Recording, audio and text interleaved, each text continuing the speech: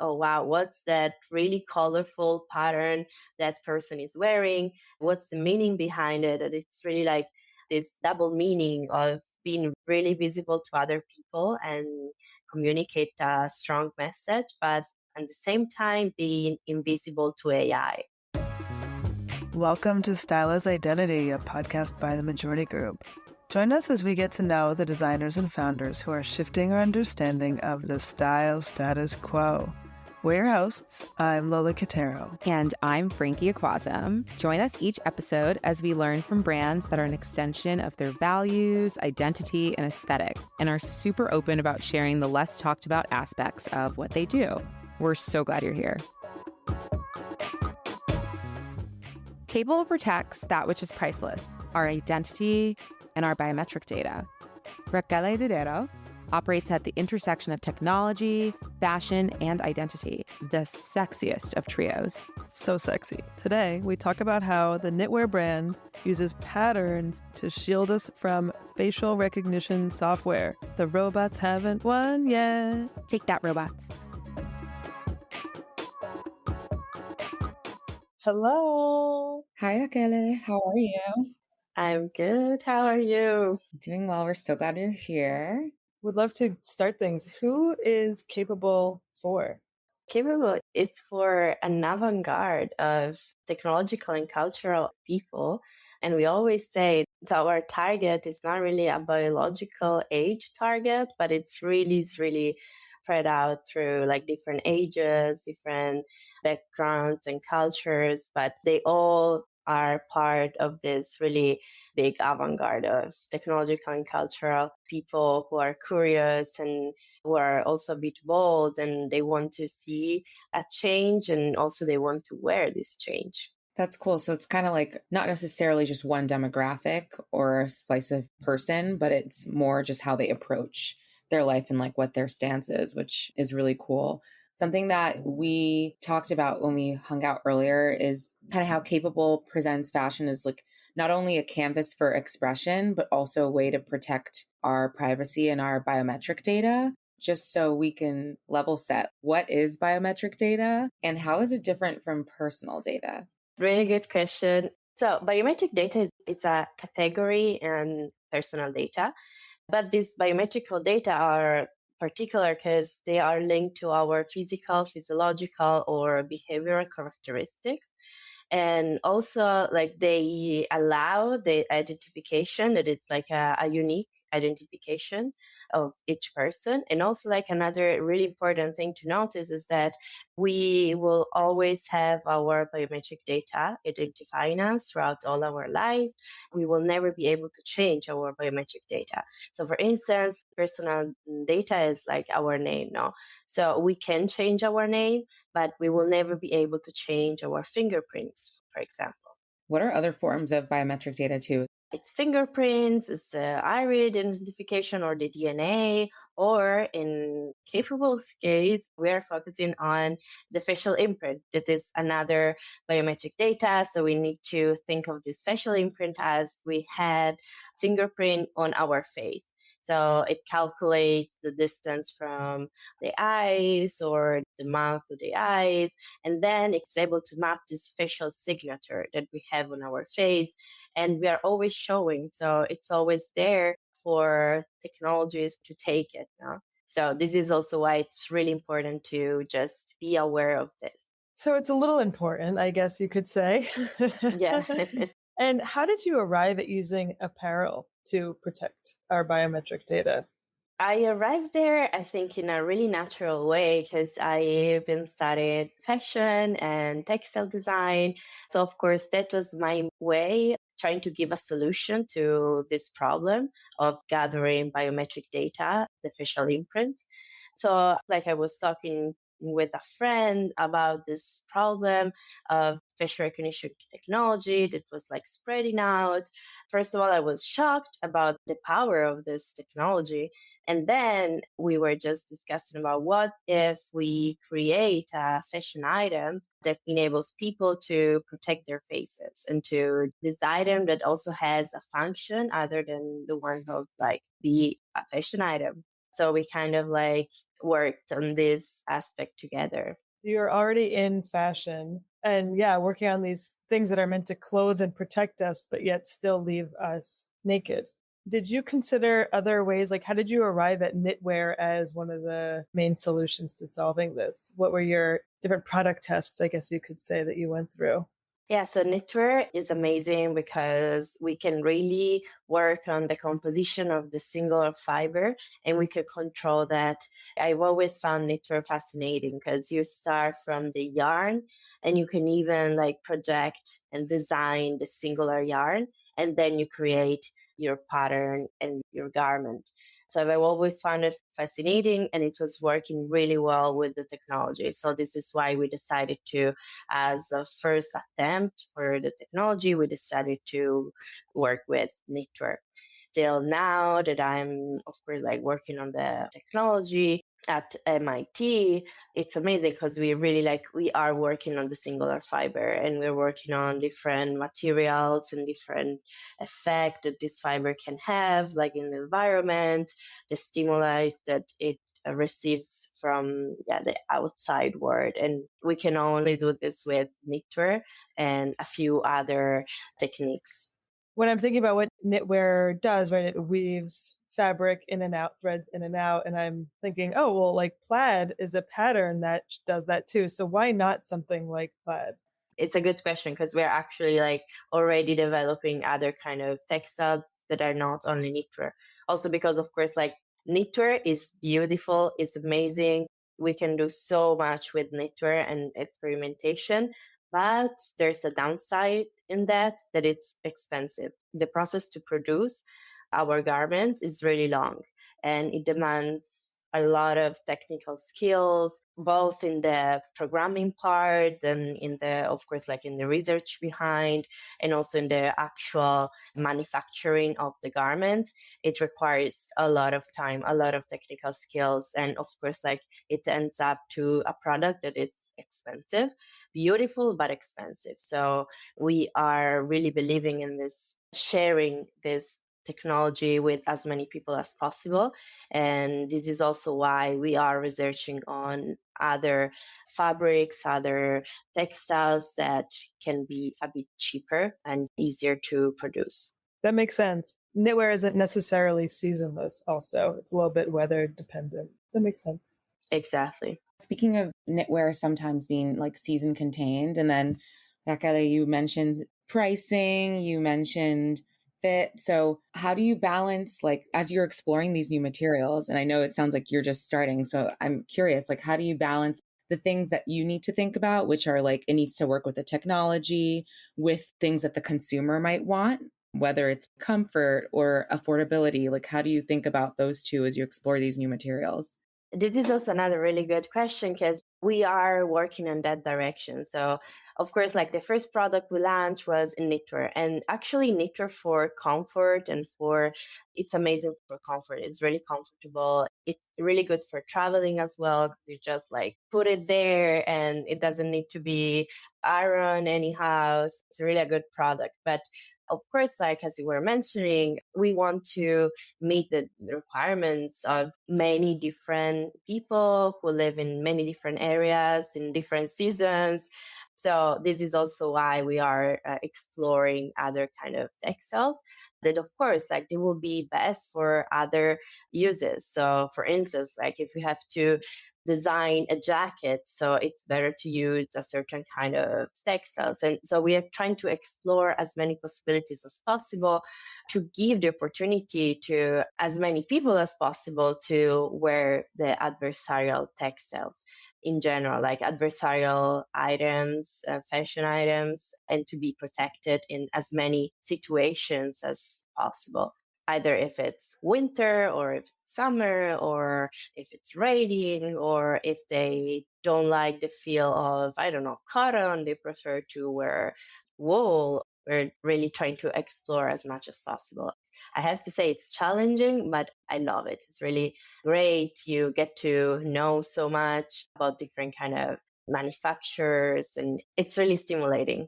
And you also talked about environmental benefits of knitwear too. So we know that's something that you're thinking about. You said adversarial.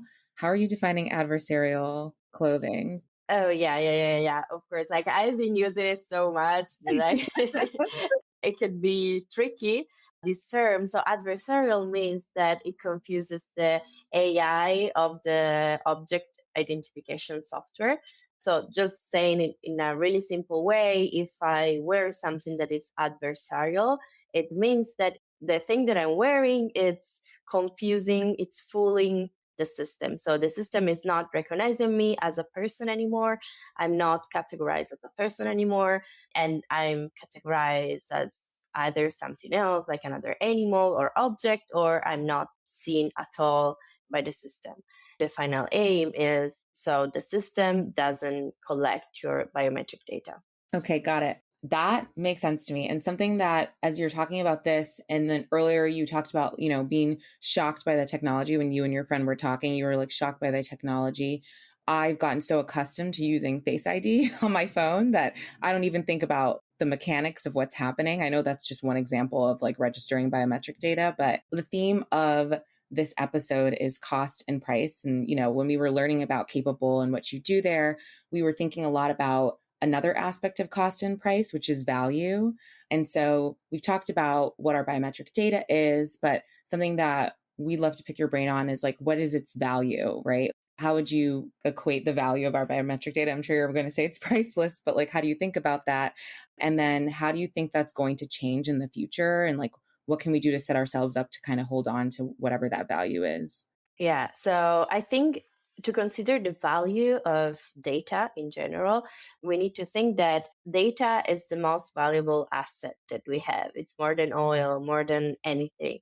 And sometimes, like most of the times, we don't give enough value to our data, especially if we're talking about biometric data, because biometric data are really telling so much about us. And as we said before, we will always be recognized. We will always like, if someone is taking my biometric data in 40 years, it will be able, this person, to just know everything about all my past.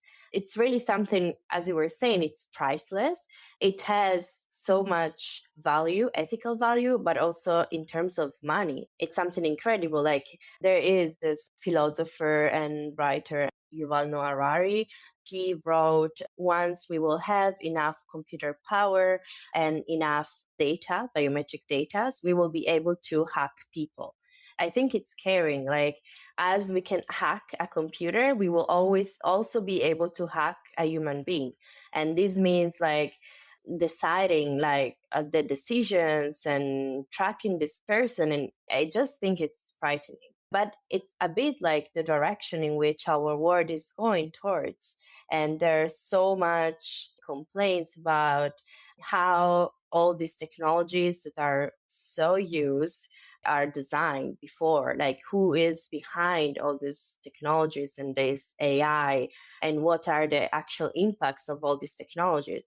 And it's so tricky. It's so tricky to just think about all these thematics, because it's true. Like if we think of the first like huge technologies that were launched and used, behind there were like really good like technical people, really good engineers. They knew numbers so well, but maybe they didn't know anything about, or just not so much about, the impact that this technology could have had on society. So maybe they didn't know a lot about laws or sociology, philosophy, and all these other disciplines that are required in order to design such a huge and impactful technology used on the society, used on every single citizen. So it's really good to think about these themes, at least to be aware of, as you were saying, the value of our biometric data, our personal data.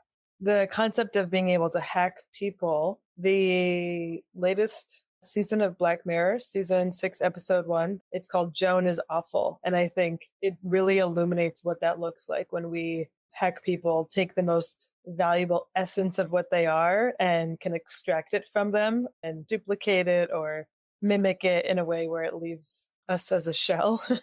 We lose what that value is. It's quite, I guess, existential and scary. Yeah, absolutely. It's scary because it's really like losing the ability of making choices And we don't know, like, we are influenced by what is influencing us. And I mean, in a big scale, this is really scary, but this is what it's happening already. This is why, going back to the different kind of textiles, so this is also why I think it's really important to develop as many textiles as possible to really give the opportunity to people in the future, in a future in which like these technologies will be just spread much, much, much more than they are right now. So it's like to give the opportunity to people to make a choice, not to, do I give my consent? Do I give my dissent? Am I able to do this if I go in a public space or in a private space open to the public? What's happening there? Do I have the choice to just give my data or not? So in the first place, it's important to be aware. And then in the second place, to be able to just make a choice. Yeah. For a garment that protects one of the most valuable assets of ourselves, how do you approach pricing your pieces? The price of our pieces right now, it's just based on the actual production of the garments. We have expenses in research because this is a really big part. So we're trying to balancing all these different expenses that we have. Also, it was a matter of also educating a bit the public, educating the public about how much valuable this garment is. It's not just normal. It does something more than just covering your body. Actually, we are working on that. We are really like still trying to balance everything and come up with a solution that will just be useful for as many people as possible.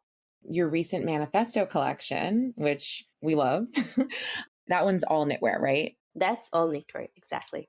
We'd love to hear like how long it took to develop from idea to once, it was for sale, and like what that process looked like, especially even creatively. Like I know looking at your shop, like some of them are inspired by animals. So have the prints that reflect certain animals. We'd love to hear about all of that, like the development, the creative process, and right up until like the point where we could actually get some for ourselves.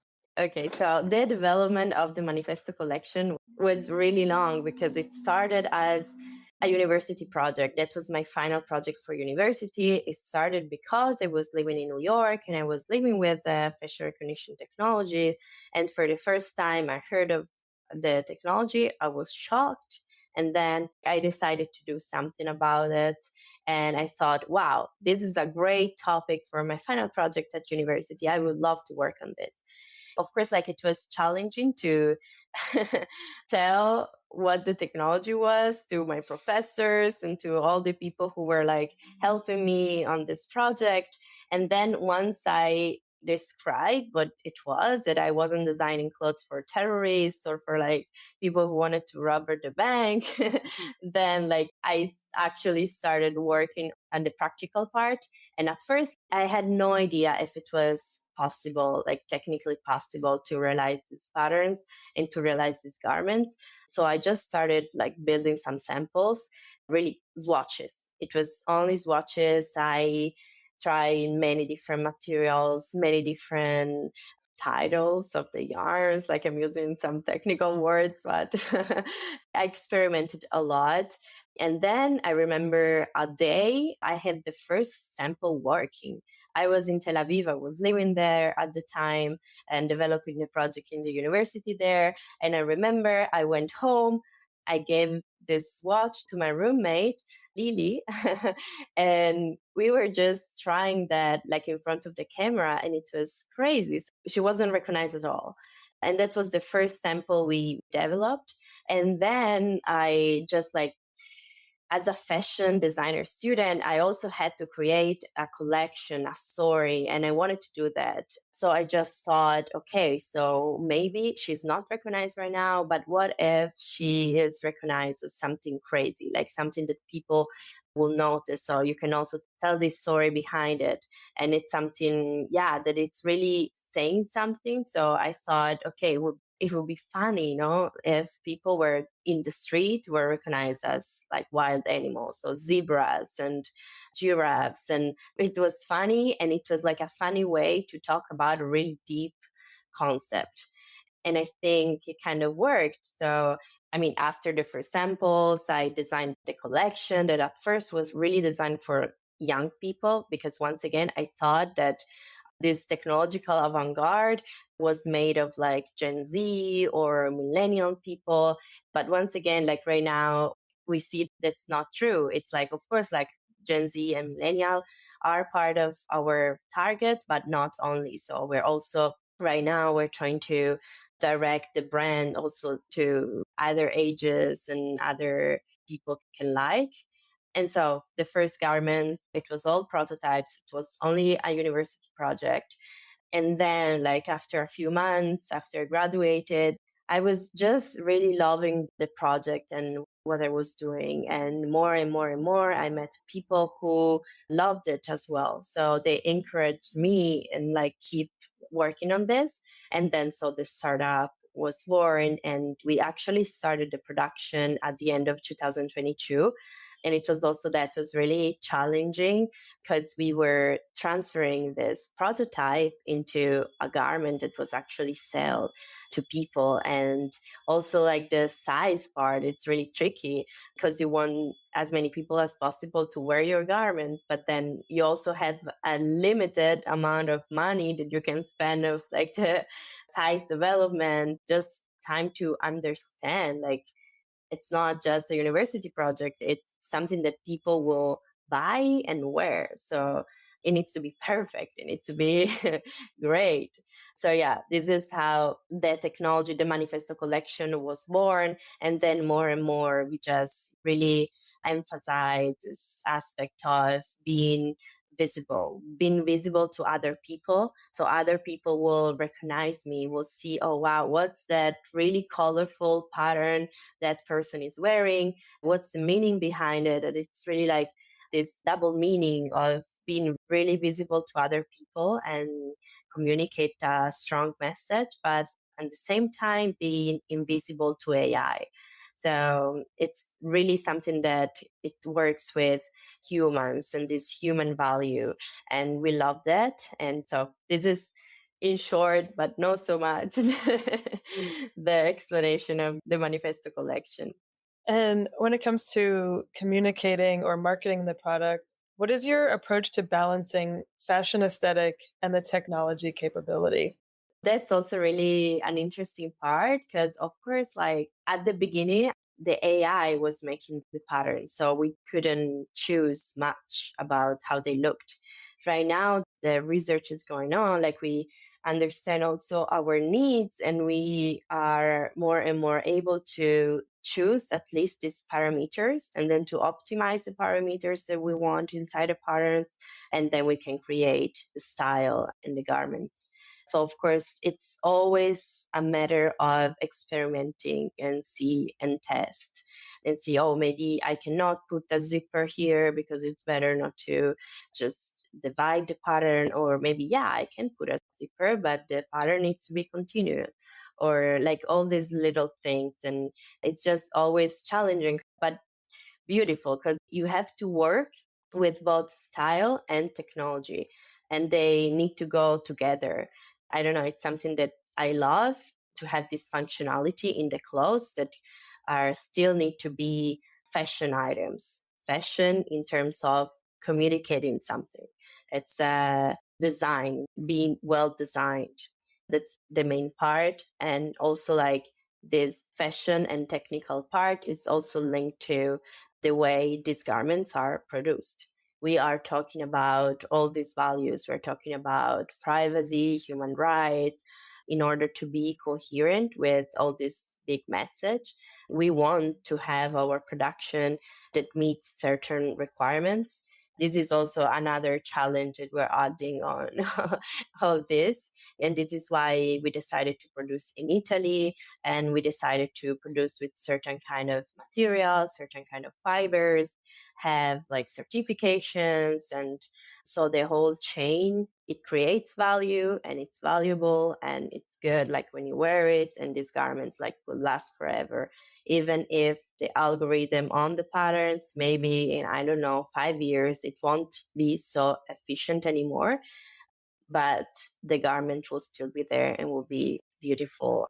You bring up a good point about how, in 5 years, it might, but it also might not, because as the technology around facial recognition as one aspect of biometric technology, like develops, we think a lot about fashion trends, right? And how do we develop the aesthetic of an apparel to match the needs of the people? But you are also having to factor in like technological developments and how technology changes in order to continue to make your clothing function as you want it to, which I think is honestly ever a growing challenge, but it's really cool that it's something that you are aware of and thinking of. And something that you talked about earlier is your focus on giving people a choice to give their consent or give their dissent.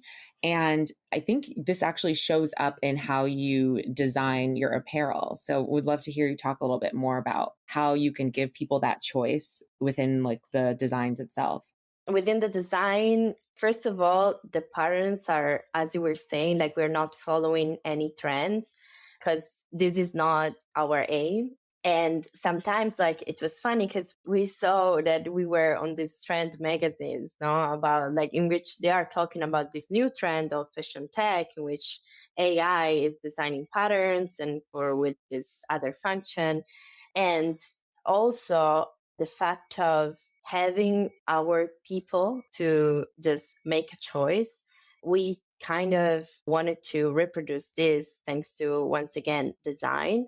In terms of, we have these garments that are all reversible. So you can decide to wear them on one side or on the opposite side. In one side, they are reproducing this adversarial pattern that is actually confusing the AI and protecting biometric data. On the other side, the pattern doesn't work. So on the other side, if you wear it reverse, it would just be a normal sweater. Normal, it doesn't have this adversarial effect. Was a really important point for us because, as you were saying, like we always want to give the possibility to the person who's wearing the item to always make a choice. And I think it's really like important to stress this point of we can decide, like we need to be aware, we just cannot just live in this world that is taking us to different parts, but we need to just be present and be aware of the choice. You talked about making the wearer visible with your design. When we think about protective gear, our minds often go to the physical: shock absorbing, rain repelling, bulletproof. And when I hear more and more about capable, I think the brand is reshaping the category of protective clothing, creating a new category of like consent-based clothing. And how do you envision this technology shaping how we regard clothes or even just how we achieve goals through clothes? I always think, wow, if I look at, I don't know, the watch, the watch that I'm wearing, it's changed so much, like in the past years. It's full of technology, the watch that I'm wearing. And what about the clothes that I'm wearing? Like if I think of the clothes that my great grandma was wearing, like they haven't changed so much in terms of manufacture, in terms of different aims that we can achieve by wearing fashion, by wearing like a cloth. But on the same time, we are wearing clothes every day in every situation in our life. And I always think, wow, but we can actually do so much by wearing something that we always have with us, no matter what. So there are so many possibilities to explore. And I want to explore in my past. I would love to explore a bit more of these possibilities. And once again, not to put together this stylish part and design part and technical textile part with the technical engineering and computer science, or like different possibilities this clothes can have, like in general, like we can really do so much. And I'm really, really inspired by that. I want this to be the future of capable in general. It will always talk about problematics of our present that will shape our future. It will always combine this ethical innovation with technological innovation, but it will always talk about privacy, but we will touch other researches, and we are already doing this. I feel that I really love exploring this. I do want to highlight something that came up earlier. you did talk about how once people realized, you can also correct me about who the people are, but once it was realized that you're not trying to protect bad actors, like people who are robbing or terrorizing, then people were kind of open to the technology that you were presenting. And I actually think it's a good point for us to just like really quickly talk about. I'm going to read something that you have on your website. Actually, you say the protection of one's privacy or the community, what comes first, however, isn't the protection of the community born from the necessity to protect the rights of the individual. So as we talk about, confusing technology and the protection of our individual privacy, we do want to hear more about how you kind of made the decision to say, not how you made the decision, we know why you made the decision, but that aspect of public safety that you're not disrupting, right? By giving us our individual choice, like those two, you keep those two actually pretty distinct. Absolutely distinct. At the beginning of the project of Capable, we had many, many doubts, many, many questions. So we always knew that our final aim was valuable and was good. We didn't want to create something bad. But of course, like in order to, in the process of developing these thoughts, we paired up with lawyers who are working on these aspects like all the times, and they helped us actually understand. And I think they were saying is that you are not only like giving the possibility to people to, of course, like to protect themselves and to make a choice, but you are like by making these clothes, you are enabling people to. So not only is not illegal now the garments that you are developing because the face is not covered, and I mean people can always be identified by other person that are stop them like police. So they will always be identified by other people. But also like you are creating something that it's good because you are talking about all these human rights, the SDGs, for instance, and you're creating something that helps in that direction. Otherwise, it would be impossible to have that with this technology and with no regulation that is talking about that. So I always think, of course, like I am creating something, and then at the end, of course, it's each one of us that needs to once again make a choice. And I use knives every day, but I use them in a certain way. By creating this clothes, you cannot harm anyone with this clothes, and you can do something good for the community by wearing it.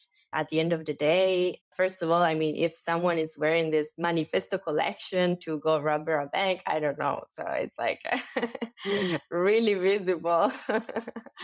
But also the fact that the face is always shown, it's like something that it helps knowing that it's something legal and we're not creating an invisible clock. It's not the Harry Potter really invisible clock. It's something that if you wear it and you communicate this message and you're protecting only your biometric data, you're not like blurring your face and you are there still. You do make a good point that it's hard not to stand out to everyone else in this clothing. It's not the most incognito uniform. So that's very true. And I find it interesting of where the conversation typically goes is like thinking about the bad actors or how we villainize the wearer when this collection exists because the entities, the governments that claim to protect us are the ones that are using this technology to have control over us. And so that's not lost here at all. Rachele, thank you so much for this discussion. This is wonderful. Can't wait to continue to see what you develop and just appreciate the time and learning from you. Thank you very much. It was so interesting to have this conversation with you guys. Thank you very much for having me. Always. You're always welcome. Damn, I love these brands. Same. I mean, I love that they're just into getting on a podcast and having a very real conversation about what's enabled their brand to survive. I love it. Okay, let's keep learning together. And all you out there, if it's in your journey to make a purchase today, check out some of the brands we've been talking to. And if it's in your journey to show us some love, hit that subscribe button. See you next time. Bye.